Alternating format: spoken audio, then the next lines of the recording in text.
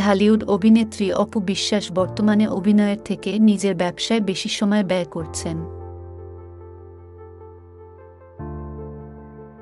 এর মধ্যে নেট দুনিয়ায় গুঞ্জন উঠেছে নতুন একটি গাড়ি কিনেছেন অপু।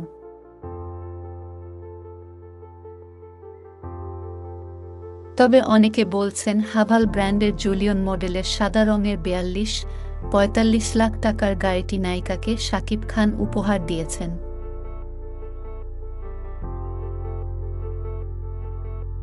সংবাদ মাধ্যম অনুযায়ী হাভাল বাংলাদেশের অফিসিয়াল ফেসবুক পেজ থেকে একটি পোস্ট করেছেন। সেখানে গাড়ির সঙ্গে নায়িকার দাঁড়িয়ে থাকা একটি ছবি প্রকাশ করা হয়েছে।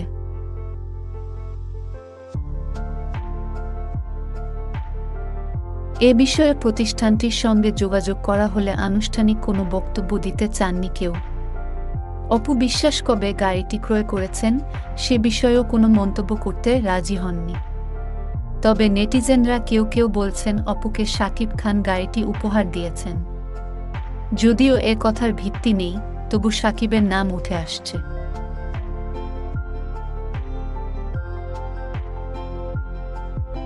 অন্যদিকে অপু বিশ্বাসের সঙ্গে যোগাযোগের চেষ্টা করা হলেও তার মোবাইল নম্বরটি বন্ধ পাওয়া গেছে।